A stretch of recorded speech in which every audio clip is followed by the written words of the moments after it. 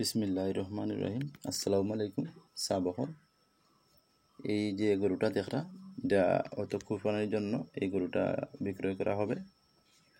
এই গরুটা হইলে গা গরর পালিত এটা বাচ্চা, যার বয়স হইলে গা 2 বছর। বর্তমানে তো 18 মাস হইল কুরবানি, 18 মাস পরে কুরবানি হয়। এরপরে তো এটার বর্তমানে 2 বছর আছে। বর্তমানে 2 বছরে হয়ে গেছে রানিং চলের। আর এখনও গাড়ি গরুর বাচ্চা, দেশাল গরু। খাবারটা হইলো প্রাকৃতিক খাবার, যে ওই আপনারা মানে দেখার সামনে যে খানিগুলো আছে প্রাকৃতিক ঘাস বা ওইরকম আগে গুঁড়া আমরা দেশি জাতীয় খাবার ওর তো এলাকার গরুটা।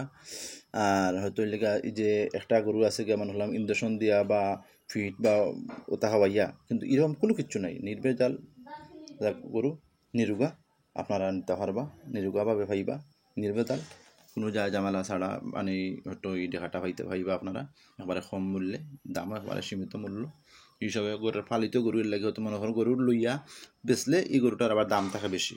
তো দাম হইলে গা একবারে বাটা 65,000 টাকা।